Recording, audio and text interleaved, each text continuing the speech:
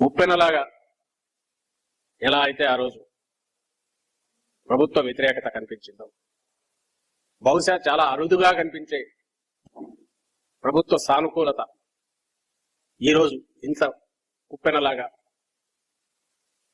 Queue కట్టిన ఓటర్ల ఇంట్లో కానీ, ఓటింగ్ సరళిలో కానీ, ఇంత భారీ పోలింగ్లో కానీ కనిపిస్తోంది అని స్పష్టంగా అర్థమవుతుంది. ఇది చాలా అరుదుగా ఉండే అంశం. మొత్తం మీద ఏదైనా సరే బ్యాలెట్ బాక్సుల్లో ఈవీఎంలో నిక్షిప్తమైంది. దాని గురించి ఎక్కువ లోతు పోవాల్సిన అవసరం, ఎవరి అంచనాలు వాళ్ళు వేసుకోవచ్చు. కానీ ఒకటైతే అంతిమంగా ప్రజలది విజయం అవుతుంది. ఈసారి స్పష్టంగా ఒక నిర్ణయానికి ముందే వచ్చినట్టుగా ఎలాంటి విశ్లేషకులు ఎన్నైనా చెప్పొచ్చు, లేదా పోలింగ్ దీనికి సంబంధించి అంచనాలు కట్టే వాళ్ళు ఏమైనా చెప్పొచ్చు, కానీ అంతిమంగా ప్రజలది విజయం అవుతుంది. ప్రజాస్వామ్యం భారతదేశంలో ఎంత పటిష్టంగా ఉంది, మన రాష్ట్రంలో కూడా రాజకీయ చైతన్యం కానీ, లేదా ఎన్నికల్లో ఓటు ద్వారా తమ నిర్ణయం ఖచ్చితంగా స్వేచ్ఛగా చెప్పే ప్రయత్నం అన్ని వర్గాల వాళ్ళు చేయడం, అన్ని వయసుల వాళ్ళు చేయడం, యువతతో దగ్గర మొదలు పెట్టే కొత్తగా ఫస్ట్ టైం ఓటర్స్ దగ్గర నుంచి పండు ముదుసల వరకు నడవలేని వారైనా సరే వాళ్ళకి ఎవరు కావాలో ఏం కావాలో వచ్చారు, అక్కడ స్వేచ్ఛగా వేసి వెళ్ళారు. అది బాగా అందరం ఆనందించదగ్గ విషయం, స్వాగతించదగ్గ విషయం. పోతే ప్రజల కోసం నిలబడిన వాళ్ళ కోసం ఎలా ప్రజలు కూడా నిలబడతారనేది ఒక పక్క కనపడుతుంటే, మరో పక్క దారుణమైన విషయం ఏమంటే ఇప్పటికే ప్రచారం దగ్గర నుంచే నిస్పృహలో కొట్టుకుపోతున్న తెలుగుదేశం పార్టీ పోలింగ్ రోజు వచ్చేసరికి దాని డెస్పరేషన్, ఆ నిస్పృహ, ఆ నైరాశ్యం ఎంత పరాకాష్ఠకపోయినాయో, ఏ రకంగా తట్టుకోలేక రెచ్చిపోయారు టీడీపీ కార్యకర్తలను పడే గుండాలు కానీ, లేదా వాళ్ళకు అనుకూలంగా ఈరోజు పొత్తు వల్లను దాని వల్ల పోలీస్ అధికారులు కానీ, లేదా ఎన్నికల కమిషన్ అబ్జర్వర్ల పేరుతో ఇక్కడికి వచ్చిన వాళ్ళు కానీ, మనం ఈరోజు జరిగినంత ఏకపక్షంగా వాళ్ళ వైపు నుంచి జరిగిన దాడులు, హింసాకాండ రుజువు చేస్తుంది. ఆ డెస్పరేషన్ కనిపిస్తుంది అందులో. దాంతో నుంచి వచ్చి ఎట్లాగైనా సరే ఏదో ఒక రంగ పోలింగ్ అడ్డుకోవాలనే దుస్సాహసం కూడా వాళ్ళ వైపు నుంచి కనపడుతోంది. దురదృష్టకరం ఏంటంటే ఇక్కడికి వచ్చిన అబ్జర్వర్ల పేరిట ముఖ్యంగా మాచర్ల పల్నాడు జిల్లా మీద అయితే ఆల్మోస్ట్ ఒక ఇనుప తెర చుట్టూ చేసినట్టే, బందికానాల్లో చేసినట్టే చేశారు. నిన్న మొన్నటి నుంచి మొదలైంది, ఈరోజు పరాకాష్ఠ చేయలేదు. ఇన్ని చోట్ల దాడులకు తెగబడ్డారో పద్ధతి చూస్తూనే ఉన్నారు. రాష్ట్రం అంతా టీడీపీ గుండాలు స్వేచ్ఛగా విచ్చలవిడిగా విశృంఖలంగా రోడ్ల మీద కర్రలు పట్టుకునో, కత్తులు పట్టుకునో, మారణాయుధాలతో తిరగడం, అటాక్ చేయడం. పొద్దునే చిత్తూరులోనే కత్తిపోటుతో మొదలైంది వాళ్ళ పోలింగ్ ఏజెంట్, వైఎస్ఆర్సీపీ ఏజెంట్ మీద అటాక్ చేయడం. ఇంకా నర్సరావుపేటలో చూశారు, అక్కడ శాసనసభ్యుడు డాక్టర్ ఆయన నర్సింగ్ హోమ్ దగ్గర ఎట్లా విశృంఖలంగా రెచ్చిపోయి ధ్వంసం చేసి ఇచ్చేశారు.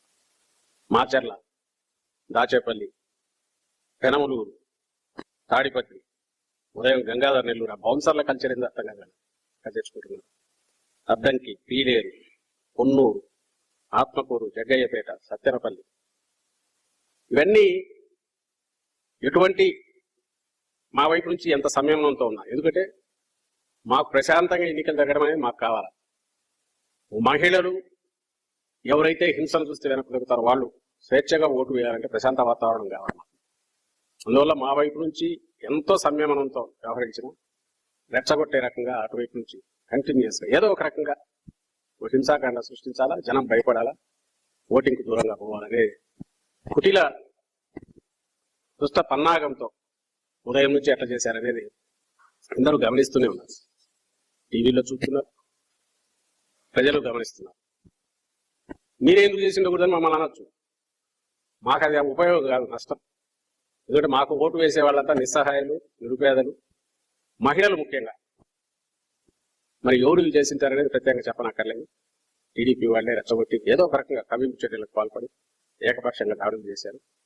అక్కడికి సంయమనంతో ఉన్నందువల్ల అధికారంలో ఉండి ప్రతిపక్షంలో కంటే అన్యాయమైన పరిస్థితిలో మేము ఈరోజు పోలీస్ అధికారులు కూడా వాళ్ళతో కుమ్మక్కు కావడం, బహుశా ఎన్నికల కమిషన్ నుంచి పేరుండో లేక ఆ పేరు చెప్పి ఒకతను సస్పెండ్ లో ఉన్న డీజీ క్యాడర్ అనుకుంటా ఏబీ వెంకటేశ్వరరావు ఏకంగా టీడీపీ ఆఫీసులో కూర్చొని అందరికీ ఫోన్లు కొడుతున్నారని కూడా వార్తలు వచ్చాయి. ఎస్పీలను బెదిరించడం, దబాయించడం, వచ్చేస్తున్నాం మేము అనడం. అసలు చేస్తున్నాం అనేది ఇప్పుడు కాదు, నెల నుంచి మొదలు పెట్టారు వచ్చేస్తున్నాం. మరి ఇప్పుడు ఏమి ఎక్కడా కనపడట్లేదు వాళ్ళు. ఎందుకంటే వాళ్ళకి చిత్రం కనపడుతుంది ఏం జరుగుతుంది. సరే ఎన్నికల్లో ఎవరు వస్తారో అది పక్కన పెట్టినా అందరూ గమనించారు. చంద్రబాబు నాయుడు కానీ ఆ పార్టీ కానీ గత 2-3 నెలలుగా వాళ్ళ అది ఆ అడ్డగోలు పొత్తుల పేరుతో అయితే ఏమి, ఆ తర్వాత చిట్లు బూతులు అయితే ఏమి, నోటికి వచ్చినట్టు మాట్లాడడం అయితే ఏమి, జగన్మోహన్ రెడ్డి గారి వ్యక్తిత్వ హననానికి పాల్పడడం అయితే ఏమి, అంటే ఏవైనా అజెండానో అంశాలను మీదనో మాట్లాడడం అనేది జరగకుండా అప్పుడు మొదలు పెట్టింది. ఆ రోజు నుంచి తెలుసు మామూలు దారిలో రాలేమని. అందుకే కేంద్రంలో ఉన్న పార్టీతో పెట్టుకుంటే అధికారం అండగా ఉంటుంది, ఇటుపక్క ఒక సామాజిక వర్గం, పెద్ద సామాజిక వర్గం అండ వస్తుంది ఇంకొక ఆయనతో.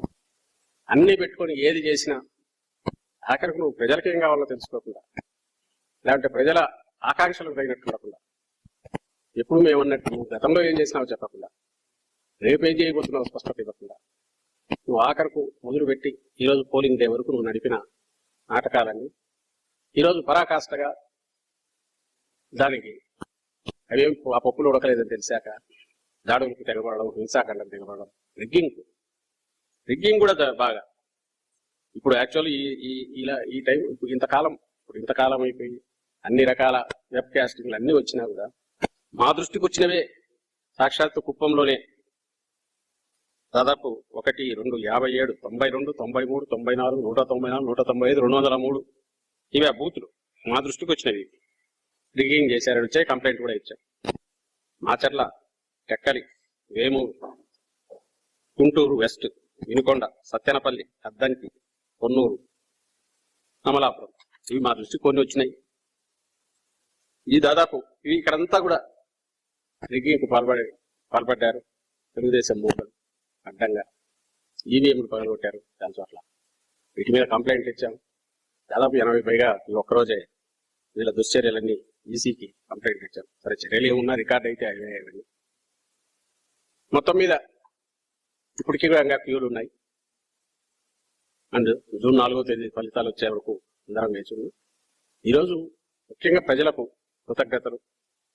వైఎస్ఆర్ కాంగ్రెస్ పార్టీ తరఫున, జగన్మోహన్ రెడ్డి గారి తరఫున, ఓటర్లకు, ఏ అట్టడుగు వర్గాలైతే మాకు అండగా వైఎస్ఆర్ కాంగ్రెస్ పార్టీకి అండగా ఉన్నాయో గతంలోనూ ఇప్పుడు కూడా, ఎవరి కోసమైతే జగన్మోహన్ రెడ్డి గారు పాటుపడుతున్నారు సంక్షేమం అభివృద్ధి కోసం, వాళ్ళంతా కూడా జగనన్నతో మేము ఉన్నామని ఈరోజు ఓటింగ్కు పెద్ద ఎత్తున రావడం ద్వారా తమ అభిమానాన్ని చాటుకునేందుకు అందరికీ కూడా కృతజ్ఞతలు.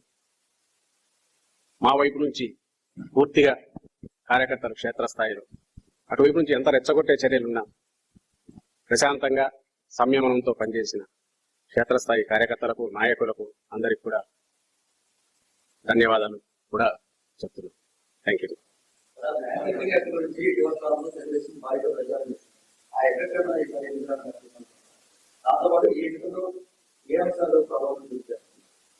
ఈ అంశాలు స్పష్టంగా అజెండా జగన్మోహన్ రెడ్డి గారు ఏ రోజైతే సంక్షేమం ద్వారా అభివృద్ధి, ప్రతి పేద కుటుంబం అభివృద్ధి, రాష్ట్రాభివృద్ధి కూడా దారి తీస్తుంది అని ఒక యజ్ఞం మొదలు పెట్టారు.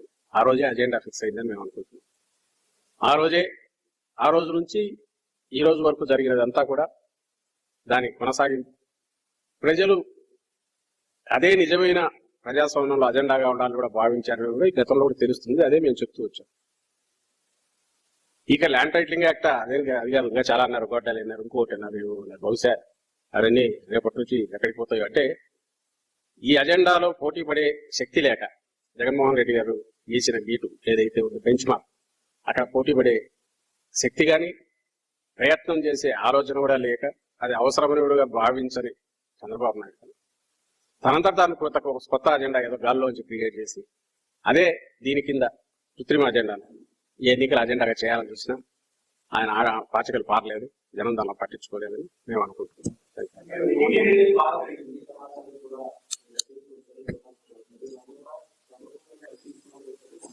అనుకోవచ్చు ఎవరి ఇంటర్ప్రిటేషన్ అన్నా ఎలాగైనా, నేను అదే చెప్తున్నా కదా, ఈ రోజు జరిగిన ఓటింగ్ సరళి చూస్తే ఏ రకంగా అనుకోవచ్చు.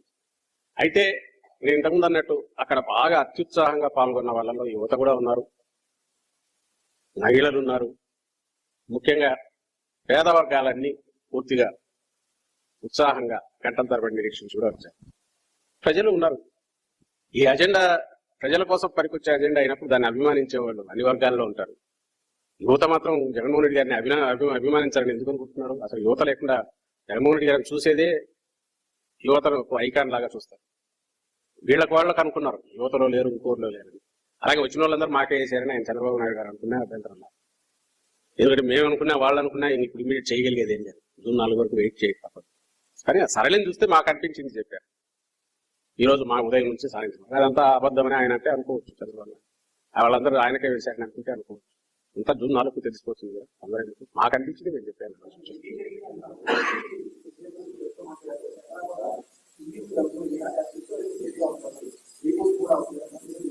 చెకింగ్ జరిగింది, చేసాం, కంప్లైంట్ చేసాం. రివ్యూయింగ్ జరిగింది, కంప్లైంట్ ఇచ్చాం, వాళ్ళకు చెప్పాం, కంప్లైంట్ ఇచ్చాం, రీపోలింగ్ అడిగాం. ఇంకా తర్వాత ఎలక్షన్ కమిషన్ అది ఇండిపెండెంట్ వాళ్ళ డెసిషన్ ఏంటంటే వాళ్ళు తీసుకునే కాల్ తీసుకుంటాం. మా వైపు నుంచి కంప్లైంట్ ఇచ్చాము, మీడియాలో కూడా వచ్చాయి, దానికి అవసరమైన ఆధారాలు కూడా ఉన్నాయి. మొత్తం నేనైతే ఇంకా ఎగ్జాక్ట్ గా పూర్తి డీటెయిల్స్ లేకపోలేదు. తర్వాత స్టేట్మెంట్ రూపంలో అన్ని పంపిస్తాం. దాదాపు 80 పైగా ఇచ్చినట్టున్నాం నాకు తెలిసి కంప్లైంట్. ఈరోజు 80 పైగా ఇచ్చినట్టున్నాం. అన్ని కూడా ఆధారాలతో ఉన్నవి, అన్ని మాకు వచ్చినవి, మీడియాలో రిపోర్ట్ అయినవి కూడా ఉన్నాయి అంతే. సో అందులో ఇవి కూడా ఉన్నాయి, ఏం జరిగిన కూడా పెట్టారు.